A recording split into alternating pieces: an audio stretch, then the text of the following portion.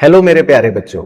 आज की ये वीडियो हमारे क्लास 11th के अकाउंटेंसी की एक नई वीडियो है जिसमें मैं आपके साथ एक नया चैप्टर आज करने वाला हूं।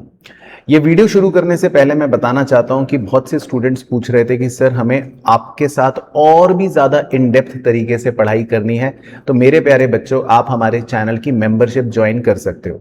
देखो हमारे चैनल पर नीचे ज्वाइन का जो बटन आ रहा है उसमें आप अपने क्लास 11th के स्पेसिफिक मेंबरशिप लेवल को अगर ज्वाइन करते हो तो उसमें बहुत ही नॉमिनल फीस के अंदर आपको पूरा का पूरा सिलेबस मिल जाता है, जिसमें अकाउंट्स और इकोनॉमिक्स मैंने आपको पूरा का पूरा अच्छे से कवर करवा रखा है। लेकिन वो उन स्टूडेंट्स के लिए है जो पूरा अच्छे से इन डेप्थ पढ़ना चाहते हैं। अगर आप हमारी रेगुलर इस YouTube सीरीज को फॉलो कर रहे हो और सारे लेक्चर्स अच्छे से देख रहे हो तो आपको फिर उस मेंबरशिप को ज्वाइन करने की आवश्यकता नहीं पड़ेगी। तो वो पूरी तरह से ऑप्शनल है उन बच्चों के लिए जो ज्वाइन करना चाहते हैं, और काफी बच्चे इसको लेकर क्वेरी कर भी रहे थे। पर मैं आपको बता देता हूं हमारे पास हंड्रेड्स ऑफ स्टूडेंट्स हैं जो उस मेंबरशिप के लेवल से अपनी तैयारी और अपनी पढ़ाई कर रहे हैं। बाकी वीडियो शुरू करने से पहले सभी बच्चों से यही निवेदन करना चाहूंगा बच्चों की, आप हमारे लेक्चर्स को अगर एंजॉय करते हैं, अच्छे से सारी पढ़ाई करते हैं, तो अपने सभी दोस्तों के साथ अपने सभी ग्रुप्स पर इसको जरूर जरूर जरूर शेयर करना। क्योंकि आज भी बहुत सारे मैक्सिमम क्लास 11th के बच्चे ऐसे हैं जिनको पता ही नहीं है कि कौन से चैनल से हमें अपनी स्टडीज को कंप्लीट करना है। तो देखो हमने अपने पिछले लेक्चर्स के अंदर आपको चैप्टर 1, 2, 3 अच्छे से करवाया। आज हम आपके साथ एक नया चैप्टर करने वाले हैं, चैप्टर नंबर 4। लेकिन आज का लेक्चर करने के लिए आपको अपना रजिस्टर निकालना पड़ेगा और अपना पेन निकालना पड़ेगा, क्योंकि आज मैं जो आपको सिखाने और पढ़ाने वाला हूं वो बहुत ही रोचक रोमांचक है। तो इसीलिए आज मेरे साथ साथ ही नोट्स बनाकर हम सारी बातों को कवर करेंगे। चलो तो सबसे पहले डालते हैं हमारे चैप्टर नंबर 4 की हेडिंग, और हेडिंग का नाम लिखना है, इस चैप्टर का नाम है बेसिस ऑफ अकाउंटिंग। तो है तो छोटा सा चैप्टर, लेकिन हम इस चैप्टर को बहुत अच्छे से कवर करेंगे। इसमें जनरली एग्जाम में 3 नंबर तक के क्वेश्चन आ सकते हैं, जिसमें छोटा सा एक ही थ्योरी क्वेश्चन है इंपॉर्टेंट और 2 प्रैक्टिकल क्वेश्चन है। तो बहुत ही छोटा चैप्टर है, आज ही खत्म हो जाएगा। तो इस चैप्टर का नाम आप लिखो बेसिस ऑफ अकाउंटिंग, यानी कि हिंदी में इसका मतलब है अकाउंटिंग करने का आधार क्या है, बेस क्या है। तो इसमें आप 2 बाइफरकेशन करना, और पहले बाइफरकेशन में लिखना एक आधार को हम बोलते हैं कैश बेसिस ऑफ अकाउंटिंग। तो पहले बाइफरकेशन में आप लिखना कैश बेसिस ऑफ अकाउंटिंग, और दूसरे बेसिस में आप लिखना एक्रूअल बेसिस ऑफ अकाउंटिंग। तो देखो इसमें मोटा मोटा क्या डिफरेंस है, क्या है चैप्टर, हम ये समझना चाह रहे हैं। इस चैप्टर के माध्यम से हमारा ऑब्जेक्टिव ये है कि दुनिया में अकाउंटिंग करने का आधार क्या है, व्हाट इज द बेस। तो अकाउंटिंग करने का प्यारे बच्चों जो बेस होता है वो 2 तरह से डिफाइन किया जाता है। एक को बोलते हैं कैश बेसिस और दूसरे को बोलते हैं एक्रूअल बेसिस। क्या अंतर है सर? चलो तो मैं आपको अंतर बताता हूं। कैश बेसिस एक ऐसा बेसिस होता है जिसमें हम सिर्फ कैश के हिसाब से अकाउंटिंग करते हैं। अब आप सोचोगे सर कैश के हिसाब से क्या मतलब, आइए एक एग्जांपल से समझने का प्रयास करते हैं। फॉर एग्जांपल मैं एक पूरा अकाउंटिंग ईयर बना लेता हूं। एक पूरे अकाउंटिंग ईयर में हमारे कितने महीने होते हैं आप जानते हैं? 12 महीने होते हैं। 2 महीने, 3 महीने, 4 महीने, 5, 6, 7, 8, 9, 10, 11 और 12। तो ये मैंने पूरा का पूरा एक अकाउंटिंग ईयर बना लिया 12 महीनों का। और मैं अपने ही एग्जाम्पल से आपको समझा दूंगा, बड़ी आसानी से आप समझ जाओगे। मैं हर महीने 1 लाख रुपए 1 लाख रुपीज रेंट पे करता हूं, क्योंकि जहां पर मैं पढ़ाता हूं, जो जगह है मेरे पास जो मैंने किराए पर ले रखी है, तो मुझे हर महीने मेरा लैंडलॉर्ड मुझसे 1 लाख रुपए रेंट लेता है। तो वो फिक्स है। तो मान लेते हैं मैंने अपने लैंडलॉर्ड को 1 लाख रुपए रेंट पे कर दिया। क्या कर दिया? पे कर दिया, कैश दे दिया। हिंदी भी लिख देता हूं, कैश पे कर दिया।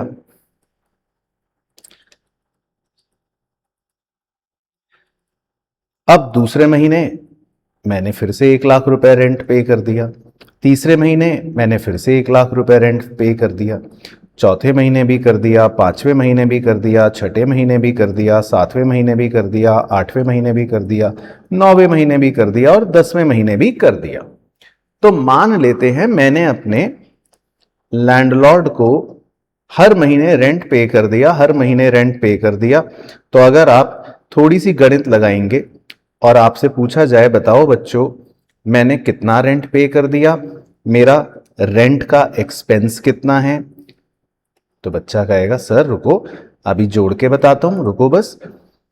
तो बच्चा कहेगा सर 1,00,000 1,00,000 1,00,000 फिर 1,00,000 1,00,000 1,00,000 फिर 1,00,000 1,00,000 1,00,000 1,00,000, आपने 10 लाख रुपए पे कर दिए हैं। वेरी गुड बच्चों, शाबाश। तो अपने लिए तालियां बजा लो एक बार कमेंट सेक्शन में, वेरी गुड। तो आपने बिल्कुल सही बताया कि भाई मैंने कितना कैश पे कर दिया है, 10 लाख रुपए, तो मेरा खर्चा हो गया 10 लाख रुपए, वेरी गुड। लेकिन अब एक गंभीर चर्चा करेंगे आप और मैं मिलजुल कर। मैं तो चार्टर्ड अकाउंटेंट हूं तो आपके साथ गंभीर चर्चा ही करूंगा। मैंने 11वें महीने का जो रेंट था 1,00,000 रुपए वो पे नहीं करा, और 12वें महीने का भी जो रेंट था 1,00,000 रुपए मैंने पे नहीं करा। यानी कि मोटा मोटी अगर बात करूं तो मैंने 2 लाख रुपए अभी तक रेंट पे नहीं करा। और शायद आपको याद हो, आप में से कुछ बच्चे ऐसे होंगे जो रेगुलरली मेरे साथ पढ़ाई कर रहे हैं, वो ये जानते होंगे कि अगर हम कोई पैसे पे नहीं करते तो हम उसको कहते हैं, क्या कहते हैं, आउटस्टैंडिंग रेंट या आउटस्टैंडिंग जो भी होगा, हालांकि इस एग्जांपल में आउटस्टैंडिंग रेंट कहेंगे। 2 लाख रुपए, इसका मतलब है कि हमने 2 लाख रुपए रेंट पे नहीं करा। अब बड़े ध्यान से क्रिटिकल बात सुननी और समझनी है। अब अगर मैं आपसे ये पूछूं कि बच्चों ये बताओ कि मेरा इस साल का रेंट का एक्सपेंस कितना होना चाहिए, ये बताना है आपको। There is a difference in the terminology. मैं आपसे ये नहीं पूछ रहा कि मैंने कितना रेंट एक्सपेंस पे कर दिया, मैं ये नहीं पूछ रहा। मैं ये पूछ रहा हूं कि मेरा इस साल रेंट एक्सपेंस कितना होना चाहिए। अगर मैं हर महीने 1,00,000 रुपए रेंट देता हूं तो लॉजिकली एक साल का यानी 12 महीने का रेंट कितना होना चाहिए ये पूछ रहा हूं। तो मुझे ऐसा लगता है आप में से कुछ बच्चे क्या उत्तर देंगे, बताओ भाई कमेंट सेक्शन में, कि इस साल का मेरा रेंट क्या होना चाहिए। तो आप कहोगे सर इस साल का आपका रेंट 12 महीने के हिसाब से तो 12 लाख होना चाहिए। Very good. तो जो बच्चा ये सोच रहा है तो वेरी गुड, अपने आप को शाबाशी, तो बिल्कुल सही सोच रहे हो आप। तो मेरे प्यारे बच्चों, पूरी दुनिया में 2 तरह से अकाउंटिंग करने का तरीका है। देखो, अब एक तरीका तो है कि हम सोचें कि रेंट का एक्सपेंस कितना, तो बच्चा कह सकता है कि सर आपने 10 लाख रुपए पे किया है, पे कर दिया, तो आपका खर्चा 10 लाख रुपए। और हो सकता है दूसरा बच्चा कहे कि सर आपका रेंट कितना होना चाहिए एक साल का, तो दूसरा बच्चा कहे सर आपका तो 1 महीने का रेंट है 1,00,000, तो 12 महीने का रेंट 12 लाख होना चाहिए। अब पे करा हो ना करा हो वो तो कोई बात नहीं, लेकिन होना तो 12 लाख चाहिए। दूसरा बच्चा ये कर रहा है अकाउंटिंग। तो पूरी दुनिया में मेरे प्यारे बच्चों 2 तरह से अकाउंटिंग की जा सकती है। इस पहले वाले तरीके को कहते हैं कैश बेसिस। यानी कि कैश बेसिस जो होता है वो ये सिर्फ ये देखता है कि आप कितना कैश पे कर रहे हो या कितना कैश आ रहा है, बस। तो पहली वाली अकाउंटिंग सिर्फ ये देखती है कि कितना कैश पे करा या आया। लेकिन जो दूसरे वाली अकाउंटिंग है, एक्रूअल वाली, वो ये देखती है कि कितना होना चाहिए। तो दोनों बातों में फर्क है मेरे प्यारे बच्चों। जैसे उदाहरण के तौर पर हम कहते हैं कि बच्चों मैंने सफेद शर्ट पहनी है, लेकिन अगर मैं कह दूं थोड़ा सा इसको ट्विस्ट करके कि बच्चों मुझे काली शर्ट पहननी चाहिए, तो बस बात फर्क हो गई। ऐसे ही कैश बेसिस में हम ये देखते हैं कि कितना कैश पे करा या कितना कैश आया, बस ये देखते हैं। जबकि एक्रूअल बेसिस में हम देखते हैं कि कितना एक्सपेंस होना चाहिए या मिलना चाहिए। मतलब यहां पर चाहिए वर्ड की इंपॉर्टेंस है कि क्या होना चाहिए। अब पे कर दिया हो ना कर दिया हो उससे फर्क नहीं पड़ता। तो एक्रूअल बेसिस ऑफ अकाउंटिंग वो होती है। तो देखो एक ही एग्जांपल से दोनों तरह की अकाउंटिंग का मैंने आपको डिफरेंस बताने की कोशिश करी है।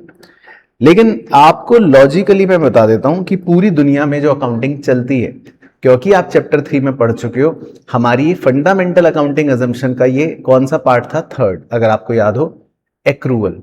तो हम हमेशा अकाउंटिंग जो करते हैं, मतलब हम एज चार्टर्ड अकाउंटेंट या एज अकाउंटेंट या आप बच्चे या पूरी दुनिया के अंदर मेजॉरिटी जो अकाउंटिंग बेसिस होता है वो एक्रूअल बेसिस होता है ना।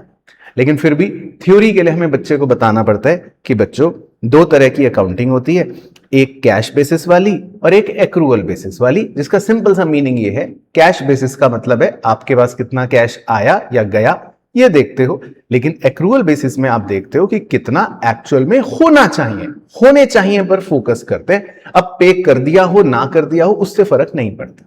ठीक है, तो ये उसका मूल डिफरेंस होता है। तो अब ऐसा करते हैं, मैं आपको बताता हूं। देखो ये तो हो गई हमारी बेसिक मीनिंग और आप समझ गए, लेकिन एग्जाम में इसका 4 नंबर का थ्योरी क्वेश्चन आता है और वो सीधा इसका डिफरेंस पूछता है कि कैश बेसिस और एक्रूअल बेसिस का डिफरेंस बताओ, थ्योरी में आता है ना। तो मैं आपकी स्क्रीन पर पूरा का पूरा एक टैबुलर फॉर्मेट लगाऊंगा, आप स्क्रीनशॉट ले लेना या आपकी बुक में होगा तो मार्क कर लेना। उसमें अलग अलग बेसिस के हिसाब से, मतलब अलग अलग पैरामीटर्स के हिसाब से दोनों का डिफरेंस दिया होता है, तो वो आप स्क्रीनशॉट मेरे साथ ले सकते।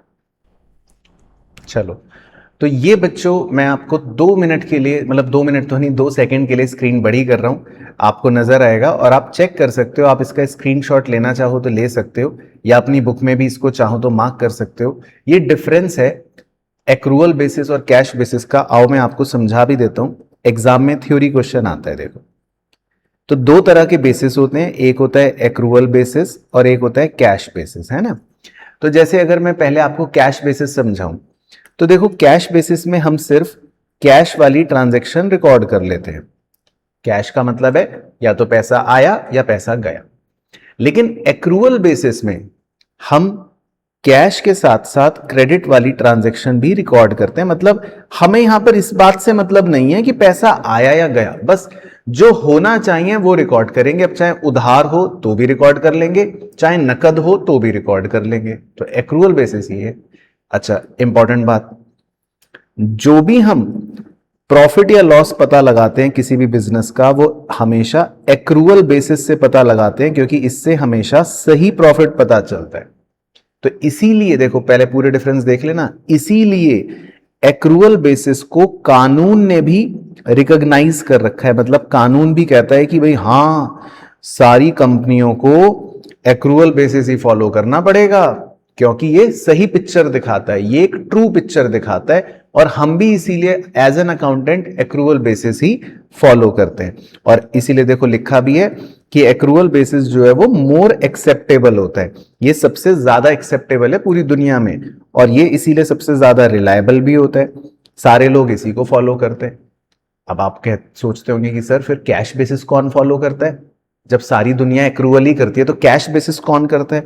तो वैसे तो बच्चों कैश बेसिस कोई करता नहीं है, लेकिन जनरली जो बहुत ही छोटे और बहुत ही मतलब स्मॉल बिजनेसेस होते हैं, जिनको नॉलेज नहीं है, जिनको नहीं पता यार एक्रूअल वेक्रूअल ये सब क्या है, वो तो सिंपल ये देखते हैं भाई पैसा आया पैसा गया, चलो भैया हो गई अकाउंटिंग। तो आमतौर पर जो मतलब नॉन प्रॉफिट ऑर्गेनाइजेशंस होते हैं या जो प्रोफेशनल्स होते हैं, जिनका काम है बस भाई पैसा आया पैसा गया बात खत्म, वो कैश बेसिस अकाउंटिंग करते हैं। लेकिन ध्यान रखना, कोई भी कंपनी हो, कोई भी बिजनेस हो, कोई भी मतलब हमारे लिए इंपॉर्टेंट बात यह है कि कैसा भी बिजनेस हो वो सब एक्रूअल अकाउंटिंग ही फॉलो करते हैं। तो ये कुछ डिफरेंस होते हैं जो हमें ध्यान रखने हैं कि भाई कैश बेसिस क्या और एक्रूअल बेसिस क्या है ना। तो इसमें मेजर डिफरेंसेस जो हैं वो मैंने आपको बताए। बाकी जो सेकंड पॉइंट है, फोर्थ पॉइंट है, वो थोड़े से टेक्निकल पॉइंट्स हैं जो अभी हम आगे भी कवर करेंगे। आपको सिखाएंगे कि क्या होता है prepaid expense, outstanding expense, accrued income, income advance, इन बातों को कवर करके आपको बताएंगे। लेकिन अगर 4 नंबर का थ्योरी क्वेश्चन आए तो आप आराम से इसमें कोई भी 4 डिफरेंस लिख सकते हो, जो आपको मैंने यहां पर मार्क करे, है ना। कैश बेसिस देखो कानून में भी इसको रिकॉग्नाइज नहीं किया जाता, है ना। और कैश बेसिस से हम सही प्रॉफिट का भी देखो पता नहीं लगा पाते। तो कैश बेसिस बस आप ये याद रखो, कभी भी फॉलो वैसे नहीं करना प्रैक्टिकली, लेकिन हाँ थ्योरी के लिए हम पढ़ लेते हैं। तो दो तरह के बेसिस होते हैं, कैश बेसिस और एक्रूअल बेसिस। चलो अब आगे मेरे साथ साथ लिखना शुरू करना। अब यहां पर बस चार हमें इंपॉर्टेंट पॉइंट्स जो हैं उन पर डिस्कशन करना होता है, तो वो आप मेरे साथ साथ ही नोट कर लेना। सबसे पहला पॉइंट होता है आउटस्टैंडिंग एक्सपेंस का। वो तो मैंने आपको वैसे ऊपर एग्जांपल में दिखाया भी था। अब आउटस्टैंडिंग एक्सपेंस क्या होता है, बस याद करते रहो। देखो हमने सारी टर्मिनोलॉजी पहले पढ़ी थी। अब जो बच्चा पुराने लेक्चर नहीं देखेगा, रिवाइज नहीं करेगा, उसको प्रॉब्लम आएगी। तो सर हम तो करते हैं, तो वेरी गुड, आप करते हो ना, तो आपको प्रॉब्लम नहीं आएगी। अब आउटस्टैंडिंग एक्सपेंस तो अभी हमने एग्जाम्पल में भी करा था। इसका मतलब था कि भाई अगर आपने रेंट पे नहीं करा 2 महीने का, तो उसको बोलते हैं आउटस्टैंडिंग एक्सपेंस, है ना। अब देखो ध्यान से सुनना, कैश बेसिस क्या करता है, कैश बेसिस आउटस्टैंडिंग एक्सपेंस को कंसिडर नहीं करता, है ना, वो कंसिडर नहीं करता। वो कहता है कैश बेसिस के हिसाब से तो कि भाई 2 महीने का आपने अगर रेंट 2 लाख रुपए नहीं दिया, तो कैश बेसिस तो कहता है कि फिर मैं उसको नहीं मानूंगा एक्सपेंस, है ना। तो वो तो इसको एक्सपेंस कंसिडर नहीं करता कैश बेसिस। वो तो कहता है outstanding expense is not expense. Cash basis तो ये कहता है ना, कहता है कि अगर आपने कैश पे नहीं करा तो फिर ये तो एक्सपेंस नहीं है। लेकिन एक्रूअल बेसिस क्या कहता है, एक्रूअल बेसिस कहता है नहीं नहीं नहीं, ऐसी बात नहीं है भाई, अगर हमने पे नहीं करा तो क्या हुआ, एक्सपेंस तो होना चाहिए। तो वो इसको एक्सपेंस मानता है, वो कहता है नहीं इट इज एक्सपेंस, ये तो है एक्सपेंस। तो देखो, तो दोनों में कितना मतलब मतभेद है आउटस्टैंडिंग एक्सपेंस के ट्रीटमेंट को लेकर। कैश बेसिस कहता है मैं नहीं मानूंगा, ये खर्चा नहीं है, पे तो करा ही नहीं। और एक्रूअल बेसिस कहता है ऐसे कैसे नहीं मानेगा, होना तो चाहिए खर्चा, पे नहीं करा वो अलग बात है, पर है तो है ना, होना तो चाहिए ना। तो ये है कहानी, देखो आउटस्टैंडिंग एक्सपेंस की याद रखनी है तो आप भी लिख सकते हो ऐसा।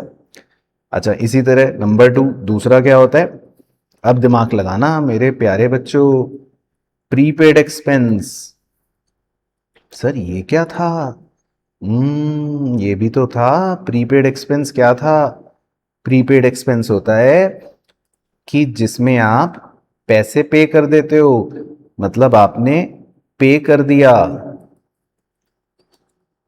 लेकिन उसका बेनिफिट कब मिलेगा, अगले साल, नेक्स्ट ईयर में, है ना। जिसको सिंपल भाषा में हम कहते थे प्रीपेड। तो पे कर दिया इन एडवांस, तो क्योंकि आपने पहले ही एडवांस में पे कर दिया इसलिए नाम क्या बन गया, प्रीपेड एक्सपेंस। तो पैसे आपने इस साल दे दिए, लेकिन बेनिफिट कब मिलेगा, नेक्स्ट ईयर। इसको बोलते हैं प्रीपेड एक्सपेंस। अच्छा अब खुद सोचो, सोचना है बस, लॉजिकली सोचना। अब कैश बेसिस क्या कहेगा, कैश बेसिस कहेगा अच्छा पैसे दे दिए, मैं कहूंगा हाँ पैसे तो दे दिए, पे कर दिया, मतलब कैश पे कर दिया, यही लिख लेता हूं चलो, कैश पे कर दिया। तो कैश बेसिस कहेगा हाँ हाँ हाँ हाँ हाँ तुमने कैश पे कर दिया, तो ये तो एक्सपेंस है। कैश कहेगा भाई तुमने कैश पे कर दिया, ये तो एक्सपेंस है। लेकिन देखो एक्रूअल बेसिस क्या कहेगा, एक्रूअल बेसिस सोचता है, एक्रूअल बेसिस है बुद्धिमान लोगों का काम। इसीलिए लिखा था डिफरेंस में भी कि it is a technical part, इसके लिए टेक्निकल नॉलेज चाहिए। अब सोचो क्या ये एक्सपेंस इस साल का होना चाहिए, सोचो क्या ये एक्सपेंस इस साल का होना चाहिए, सोचो।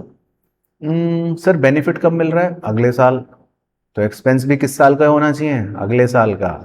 तो एक्रूअल बेसिस दिमाग लगाता है, कहता है भाई ये बताओ क्या ये एक्सपेंस इस साल का होना चाहिए कि नहीं होना चाहिए। तो हम कहेंगे नहीं नहीं यार, इस साल तो नहीं होना चाहिए, क्योंकि बेनिफिट तो अगले साल मिल रहा है, तो ये तो अगले साल का एक्सपेंस माना जाएगा, है ना। तो एक्रूअल बेसिस कहता है कि फिर ये एक्सपेंस नहीं है। तो पैसे भले ही आपने पे कर दिए हो एडवांस में, लेकिन एक्रूअल बेसिस कहता है ये एक्सपेंस नहीं है, इस साल का एक्सपेंस तो नहीं है, कम से कम अगले साल का एक्सपेंस होगा। तो देखो दोनों में मतभेद हो गया प्रीपेड एक्सपेंस को लेकर। इसी तरह देखो नंबर 3, नंबर 3 है एक्रूड इनकम। अरे सर ये क्या है, ये क्या टर्मिनोलॉजी कह रहे हो, एक्रूड इनकम। अब देखो ये भी सिखाया था, ये क्या होता है, नहीं पता तो बता देता हूं। एक्रूड इनकम का मतलब होता है कि income earned but not received. Simple भाषा में इनकम तो कमा ली आपने, बस पैसे नहीं मिले। मतलब ऐसे हिंदी में लिख देता हूं, कमा लिया बट पैसे नहीं मिले, तो इसको बोलते हैं income earned but not received. तो देखो जी, दिमाग लगाते हैं। मान लो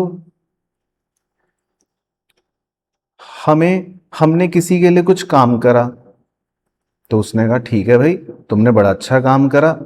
मैंने कहा बताओ भाई, मेरा कमीशन दोगे? कह रहा हाँ हाँ। तो मैंने कमीशन पता है कितना कमा लिया, मेरी कमीशन की अर्निंग हो गई, मैंने उसके लिए काम करा और मेरी अर्निंग हो गई 1 लाख रुपए। अब मैं उससे पैसे मांग रहा हूं, मैंने कहा ला पैसे तो दे दे। कह रहा हाँ, दे दूंगा, पैसे तो दे दूंगा, अभी कहां भागे जा रहे हैं, पैसे दे दूंगा। तो मैंने भी सोचा चलो ठीक है, मिल जाएंगे भाई पैसे। तो मैंने कमा तो लिया बच्चों, लेकिन अभी ना पैसे मिले नहीं है। पैसे बाद में देगा वो, लिख देता हूं, पैसे अगले साल देगा वो, बाद में मिलेंगे। तो बस ये लिखते ही ये लिखते ही कैश बेसिस देखो वो तो फैल गया।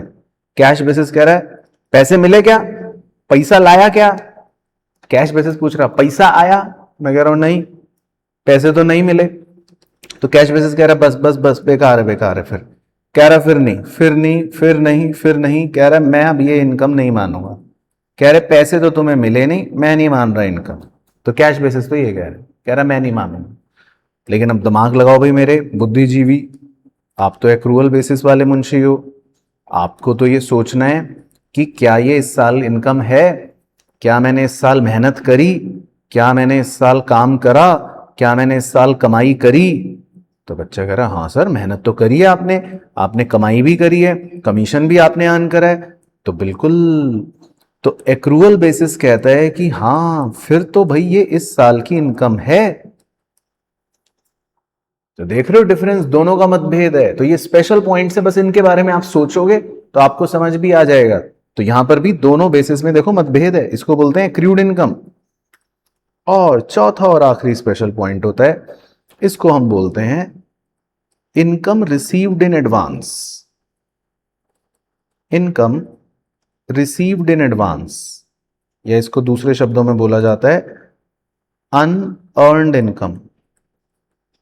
अनअर्न्ड इनकम, सर इसका क्या मतलब है? इसका मतलब है, हिंदी में लिख देता हूं, पैसे मिल गए एडवांस में, मतलब जल्दी मिल गए, बट काम करोगे अगले साल। हैं सर ये क्या बात हुई? हाँ और क्या। अरे कभी कभी ऐसा, जब समाज में आपका कहते हैं ना वो चलता है, मतलब क्या बोलते हैं उसको, ऑरा चलता है कि भैया पैसे पहले लूंगा मैं। तो देखो, आपने कहा किसी को कि मैं तुम्हारा काम तो कर दूंगा, पहले पैसे दो। तो उसने कहा ठीक है भैया, आप तो बहुत बड़े मतलब समाज के कोई बहुत बड़े बाहुबली हो, तो आपको किसी ने 1 लाख रुपए तो दे दिया, आपको पैसे तो मिल गए। अब वो कह रहा है काम कब करोगे? आप कह रहे अरे काम तो कर देंगे अगले साल, कभी रुको तो जरा, कर देंगे। तो काम आप बाद में करोगे, ठीक है ना, काम करोगे अगले साल, बस पैसे आपको जल्दी मिल गए, पैसे आपको पहले ही मिल गए। देखो पैसे मिल चुके हैं बच्चों, पैसे मिले। तो इंग्लिश बन गई इनकम रिसीव्ड इन एडवांस। तो अब देखो बस, अब कैश बेसिस क्या कहेगा, देखो वो तो उछल रहा है, कैश बेसिस तो कह रहा आ हा, कह रहा पैसे मिल गए, मैं कह रहा हूं हाँ मिल गए मिल गए। बस कैश बेसिस तो वहीं खुश हो गया, कह रहा बस बस बस पैसे मिल गए, लो भाई इनकम हो गई बस। तो कैश बेसिस तो ये देखता है पैसा आ गया, इनकम हो गई, बात खत्म। लेकिन मेरे बुद्धिजीवी बच्चों आप सोचो, एक्रूअल क्या पूछेगा? वो तो पूछेगा क्या इस साल तुमने काम करा? तो आप कहोगे नहीं, तो क्या ये इस साल की इनकम होनी चाहिए? तो देखो आपके मन में सवाल आ गया ना, यार ये क्या पूछ रहा है। तो एक्रूअल बेसिस बस ये पूछता है कि क्या ये इस साल की इनकम होनी चाहिए कि नहीं होनी चाहिए। पैसे नहीं देखना कि पैसे मिल गए सर, पैसे तो मिल गए, पैसे वैसे नहीं, होनी चाहिए कि नहीं होनी चाहिए ये देखना है। तो एक्रूअल बेसिस कह रहा है कि नहीं, ये इस साल की इनकम नहीं। तो देखा क्या मतभेद है दोनों बेसिस में। तो 4 पॉइंट्स को लेकर ही मतभेद होता है, बाकी तो ये दोनों अपना दोस्त हैं, कोई टेंशन नहीं है। तो हमें मतलब ये 4 पॉइंट्स के बारे में अच्छे से गहराई पता होनी चाहिए कि भैया इन चारों बातों को लेकर दोनों में मतभेद हैं। और यही चैप्टर का हमारा मूल क्रक्स था कि भाई कैश बेसिस ऑफ अकाउंटिंग तो कहता है पैसे के हिसाब से अकाउंटिंग करूंगा, और एक्रूअल बेसिस कहता है पैसे वैसे के हिसाब से नहीं, तुम ये देखो है या नहीं है, मतलब होना चाहिए कि नहीं होना चाहिए लॉजिकली। तो बस ये कॉन्सेप्ट होता है। तो इसको आप क्लोज कर लो, बाकी क्वेश्चंस करते हैं तो फिर आप समझ जाओगे। तो चैप्टर जो है वो वैसे थ्योरेटिकली तो यही था और कॉन्सेप्चुअली भी यही था। अब क्वेश्चंस पर चलते हैं। चलो सर, मजा आ गया। तो पहले एक काम कर रहा हूं, क्वेश्चन पे जाने से पहले नीचे कमेंट करो कि सर मैंने यहां तक पूरा लेक्चर अच्छे से देख लिया, कंप्लीट, ऑल क्लियर। चलो, तो सबसे पहले क्वेश्चन करवाऊंगा आपको छोटा सा, और इस क्वेश्चन से सीखेंगे कि किस तरह का क्वेश्चन एग्जाम में आता है। 3 नंबर का एक छोटा क्वेश्चन ऐसा आता है, बहुत ही सिंपल है, बस ध्यान से देखना। Michael gives the following information about his income and expense for the year. तो देखो माइकल ने हमको अपने पूरे साल के इनकम बताए हैं और एक्सपेंस बताए हैं फॉर द ईयर। अब क्या दिया है देखो, एक्सपेंस पेड, हिंदी में मतलब है आपने पैसे पे कर दिए। लेकिन नीचे बड़ा ही इंटरेस्टिंग पॉइंट दिया है, नीचे दिया है expense paid in advance included in 1,60,000, यानी कि ऊपर जो आपने एक्सपेंस पे करा है उसमें से 40,000 एडवांस में पे करा है। मतलब कि पैसे तो दे दिए, लेकिन बेनिफिट कब मिलेगा? अगले साल। देखो प्रीपेड एक्सपेंस जो अभी पॉइंट लिखवाया था, प्रीपेड एक्सपेंस, अच्छा पैसे तो दे दिए लेकिन बेनिफिट अगले साल मिलेगा। हाँ, उसके बाद अगला लिखा है एक्सपेंस नॉट येट पेड।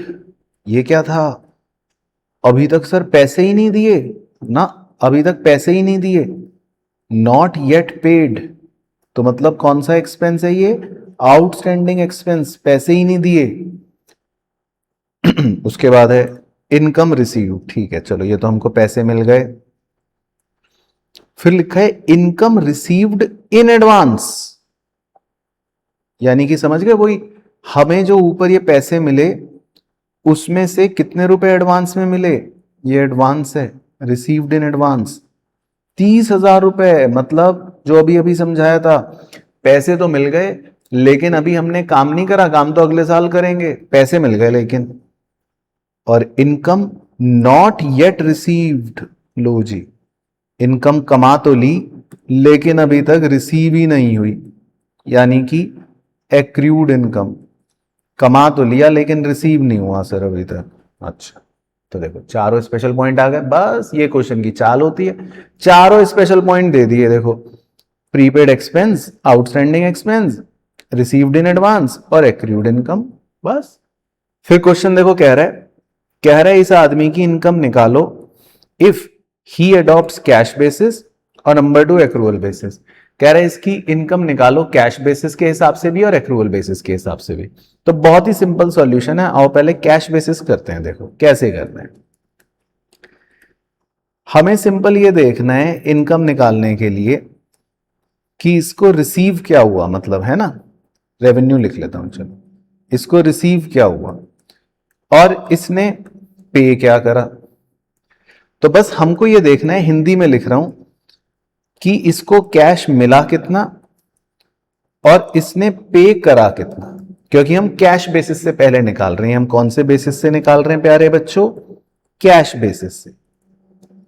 अब कैश बेसिस तो बस ये देखता है कि पैसा मिला कितना और पैसा दिया कितना। तो देखो मिला कितना, बस वो देखो रिसीव्ड वर्ड बादल बना रहा हूं, देखो लिखा है इनकम रिसीव्ड। अरे वाह, मिल गया भाई, मिल गया कितना? 2,40,000।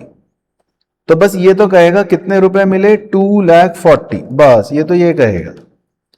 और माइनस पे कितना करा, पे कितना करा, वो भी ढूंढो, पे, बादल बना रहा हूं। कह रहा है एक्सपेंस पे, कह रहा भाई हमने पे कर दिया, भाई पैसे गए 1,60,000 पे कर दिया।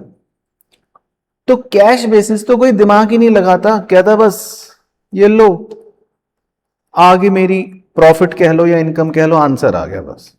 कह रहा पैसे मिले 2,40,000 और पैसे दिए 1,60,000, तो 80,000 मेरी कमाई हो गई कैश बेसिस, तो ये कह रहा है। अच्छा, लेकिन एक्रूअल बेसिस देखना अभी खाल उधेड़ेगा, क्योंकि एक्रूअल बेसिस ऐसे काम नहीं करता। एक्रूअल बेसिस कहेगा नहीं ये सब क्या है, ढंग से काम करेंगे। तो एक्रूअल बेसिस देखना कैसे काम करेगा। एक्रूअल बेसिस कहेगा कि भाई मैंने जो पे करा उसमें देखो, पहले अगर प्रीपेड एक्सपेंस की बात करूं, आपने पैसे पहले दे दिए, तो वो पूछेगा, अब एक्रूअल बेसिस से बात कर रहे हैं, वो पूछेगा कि क्या ये एक्सपेंस है। सोचो, एक्रूअल बेसिस कह रहा है क्या ये एक्सपेंस है, तो हम कहेंगे यार पैसे तो दे दिए, लेकिन वो कह रहा है पैसे वैसे नहीं, ये बताओ क्या ये इस साल का एक्सपेंस है, क्या तुम्हें बेनिफिट मिल रहा है इस साल। हम कहेंगे नहीं नहीं नहीं, ये तो एक्सपेंस नहीं है। तो वो कहेगा हटाओ फिर इसको, ये एक्सपेंस नहीं है। इसको वो हटाएगा, कहेगा ये एक्सपेंस नहीं है, एक्रूअल बेसिस। और आउटस्टैंडिंग एक्सपेंस क्या था, मीनिंग चेक करो, लिखवाया था। अब एक्रूअल बेसिस कहेगा बताओ क्या ये एक्सपेंस है इस साल का। हम कहेंगे यार पैसे तो नहीं दिए। वो कहेगा पैसे वैसे की बात नहीं करो, ये बताओ इस साल का होना चाहिए था कि नहीं होना चाहिए था। मैं कहूंगा हाँ होना तो चाहिए था यार, बस पे नहीं करा। तो कहेगा उससे मुझे मतलब नहीं है, पे नहीं करा बरा से। तो वो कहेगा ये एक्सपेंस है। तो एक्रूअल बेसिस की देखो चाल, ध्यान से देखना। एक्रूअल बेसिस कहेगा कि भाई तुमने जो 1,60,000 पे करा है ना, उसमें से 40,000 एक्सपेंस नहीं है, मैं नहीं मानूंगा, ये एक्सपेंस नहीं है, हटाओ इसको, ये नहीं है एक्सपेंस। लेकिन ये जो 20,000 है ये एक्सपेंस है, इसको मानो कि ये है। तो एक्रूअल बेसिस कहेगा कि भाई तुम्हारा एक्सपेंस जो है कितना है, 1,40,000। तो सोचो एक्रूअल बेसिस के हिसाब से हमारा खर्चा आएगा 1,40,000। ये है बात। तो आपको ये नोट करना पड़ेगा कि एक्रूअल बेसिस में एक्सपेंस जो है वो कितना है, 1,40,000। अब ऐसी इनकम की बात करेंगे। देखो अब देखो इनकम रिसीव कितनी हुई, देखो कितनी रिसीव हुई, 2,40,000। लेकिन अब देखो एक्रूअल आपसे क्वेश्चन पूछेगा, कहेगा इनकम रिसीव्ड इन एडवांस, इसमें 30,000 रुपए तुम्हारे को एडवांस मिला है। वो पूछ रहा है आपसे क्वेश्चन, कह रहा है बताओ क्या ये इनकम है। मैं कहूंगा यार पैसे तो मिल गए। कहेगा पैसे वैसे नहीं, मिलने से बताओ, ये बताओ तुमने क्या इस साल काम करा है, क्या ये इस साल की कमाई है। मैं कहूंगा नहीं यार, ये तो पैसे पहले मिल गए, काम तो मैं अगले साल करूंगा। तो कहेगा नहीं नहीं नहीं, फिर ये इनकम नहीं है, इसको हटाओ, ये नहीं मानूंगा मैं। तो एक्रूअल बेसिस इसको इनकम नहीं मानेगा, क्योंकि आपने पैसे तो भले ही ले लिए हो इस साल, काम अगले साल करोगे तो ये अगले साल इनकम मानी जाएगी, इस साल की इनकम नहीं मानी जाएगी। तो एक्रूअल कह रहा है मैं नहीं मानूंगा इनकम। अच्छा, एक्रूड इनकम 24,000। अब वो पूछ रहा है क्या ये इनकम है। हम कह रहे हैं यार कमा तो लिया, बस अभी पैसे नहीं मिले, पैसे नहीं मिले, वैसे मैंने कमा लिया है। तो वो कहेगा पैसे नहीं मिले से मुझे मतलब नहीं है, ये बताओ तुम्हारी इनकम है इस साल की नहीं। तुमने काम करा, मैं कहूंगा हाँ। तुमने कमाया, मैं कहूंगा हाँ। तो बस एक्रूअल कहेगा फिर तो बस बात ही खत्म। तुमने अगर इस साल मेहनत करी है, कमाया है, तो इनकम है। पैसे नहीं मिले कोई बात नहीं, तो वो इसको इनकम मानेगा। तो अब देखो एक्रूअल बेसिस क्या कलाकारी करवाएगा। वो कहेगा कि भैया 2,40,000 में से एक काम करो, पहले तो तुम ये 30,000 हटाओ, ये इनकम नहीं है, इसको हटाओ। और फिर कहेगा ये 24,000 तुम्हारी इनकम है, इसको कंसिडर करो, ये तो है। तो पता है उसकी इनकम कितनी आएगी एक्रूअल वाले की, उसकी इनकम आएगी 2,34,000 रुपए। अगर आप करोगे सॉल्व तो सोचो एक्रूअल वाले के हिसाब से हमारी इनकम आएगी 2,34,000 रुपए, या रेवेन्यू कह लो, और खर्चा आएगा 1,40,000 रुपए। तो देयरफॉर एक्रूअल के हिसाब से अगर मैं कहूं कि हमारी क्या इनकम है या हमारा क्या प्रॉफिट है, तो एक्रूअल के हिसाब से जो आंसर आएगा वो आएगा 2,34,000 माइनस 1,40,000 खर्चा, तो पता है कितना आएगा सर? ये आएगा 96,000, 96,000 रुपए। तो एक्रूअल ऐसे काम करता है। एक्रूअल कैसे काम करता है? 96 ही आएगा ना, नहीं 94,000। तो एक्रूअल ऐसे काम करता है, कहता है ये है तुम्हारी सही इनकम। कैश बेसिस तो बेकार है, वो तो देख रहा है सिर्फ पैसे आए पैसे गए, बट उससे थोड़ी ना बात बनेगी। ये दिमाग लगाना है कि क्या होना चाहिए था और फिर उस हिसाब से आंसर निकालना। ठीक है ना? तो ये है इसमें कलाकारी। अब एक क्वेश्चन मुझे पता है आप भी इंतजार कर रहे हो कि सर एक हम भी ट्राई करके देखना चाहेंगे, तो बिल्कुल बिल्कुल आपको भी दिखाता हूं। पर ये क्वेश्चन आप बुक से भी देख सकते हो, बुक का एक इलस्ट्रेशन भी है, बेसिकली इसी तरह का क्वेश्चन आता भी है। चलो एक क्वेश्चन और है इसका, सेम उसी तरह होता है वैसे तो, लेकिन एग्जाम के लिए क्योंकि 3 नंबर का पूछ लेते हैं तो ये क्वेश्चन आप देख सकते हो। ये भी आपको बुक में इस तरह का क्वेश्चन मिल जाएगा वैसे तो देखो इसमें लिखा है विजय एक consultant during the financial year ये अर्न 4 लाख रुपए, out of which he received 3.5 lakh रुपए। तो देखो पहली लाइन पढ़ते ही मैं तो बच्चों मतलब क्या बताऊं, कह रहा है आपने 4 लाख रुपए कमाए हैं, कमाए अर्न, लेकिन कह रहा है उसमें से रिसीव हुए हैं 3.5 लाख। अच्छा, उसके बाद लिखा है he incurred expense of 1,70,000 out of which 40,000 are outstanding. कह रहा है उसके एक्सपेंस है 1,70,000 के, जिसमें से 40,000 अभी तक आउटस्टैंडिंग है, मतलब उसने पे नहीं करा। तो मतलब अगर इस बात का थोड़ा निष्कर्ष निकालूं तो एक तरह से अगर उसने 1,70,000 में से 40,000 लिखा है आउटस्टैंडिंग है, पे नहीं करा, तो दैट मीन्स उसने 1,30,000 रुपए पे करे होंगे। यही मतलब हो, इसका मतलब उसने 1,30,000 पे करे होंगे। फिर लिखा है ही ऑल्सो रिसीव्ड कंसल्टेंसी फी, उसको कंसल्टेंसी फी भी रिसीव हुई रिलेटिंग टू प्रीवियस ईयर 45,000, पिछले साल के 45,000 रुपीज भी उसको रिसीव हो गए। ओके चलो हो गए तो हो गए। एंड ऑल्सो पेड 20,000 रुपए एक्सपेंस ऑफ लास्ट ईयर, और पिछले साल के 20,000 रुपए भी उसने पे कर दिए। ठीक है, तो पे कर दिए पे।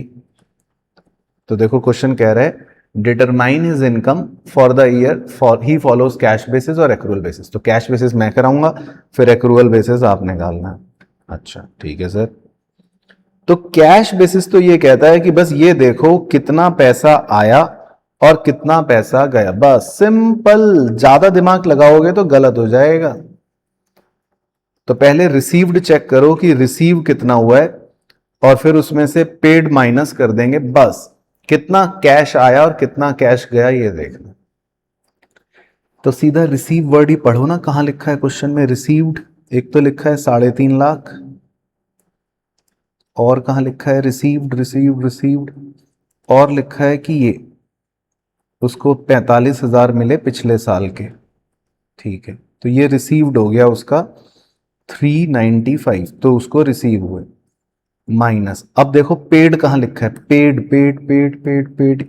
एक तो एक्सपेंस उसने पे करा 1,30,000, और पेड पेड पेड ये रहा 20,000 भी एक्सपेंस उसने पे करा पिछले साल का। तो मतलब उसने कुल मिलाकर पे करा 1,50,000, है ना? तो देखो बस सिंपल ये देखना है कितना आया कितना गया, कितना रिसीव माइनस कितना पेड। तो करके देखो क्या आंसर आ रहा है। तो सर ये आएगा 2,45,000। तो देखो बुक में भी क्या आंसर दे रखा है कैश बेसिस का, 2,45,000। तो अगर वो कैश बेसिस फॉलो करेगा तो उसका प्रॉफिट आ रहा है, उसकी इनकम आ रही है 2,45,000। लेकिन अब मेरे प्यारे बच्चे बताएंगे एक्रूअल बेसिस, मतलब अब तो दिमाग लगाना है कि भाई नहीं, वो तो कौन सा बेसिस फॉलो करेगा, एक्रूअल, कि इस साल का खर्चा इस साल की इनकम कितनी होनी चाहिए। चलो तो अब एक्रूअल बेसिस में दिमाग लगाते हैं। आप भी दिमाग लगाओ, मैं भी दिमाग लगाता हूं। अब हमें ये देखना है कि भाई इस साल का क्या है। अब ये सब बातें नहीं चलेंगी, ये हटा देते हैं। इस साल का क्या है हमारा रेवेन्यू और इस साल का क्या है हमारा एक्सपेंस, इसमें दिमाग लगाएंगे। चलो तो पहले रेवेन्यू के बारे में सोचते हैं कि इस साल की हमारी कमाई कितनी है। तो विजय कंसल्टेंट कह रहा है ड्यूरिंग द ईयर अर्नड, कह रहा है हमने इस साल 4 लाख रुपए कमाए हैं। देखो कह रहा है 4 लाख रुपए इस साल, जिसमें से मिले तो चलो 3.5 लाख थे, लेकिन भाई अपनी इस साल की बात करूं तो अपना तो रेवेन्यू 4 लाख ही माना जाएगा ना भाई। मैंने तो 4 लाख कमा लिए इस साल, अब मिला खाली 3.5 लाख, उससे क्या फर्क पड़ता है। हम तो चलते हैं होना कितना चाहिए था, 4 लाख। अच्छा फिर लिखा है ही इनकर्ड एक्सपेंस ऑफ 1,70,000। कह रहा है एक्सपेंस है 1,70,000 के, तो हमें तो यही मतलब है भाई एक्सपेंस होना कितना चाहिए। अब पे उसमें से कितना हुआ नहीं पे हुआ उससे हमें मतलब नहीं है। और कह रहा है फिर हमें कंसल्टेंसी फी रिसीव हुई प्रीवियस ईयर की।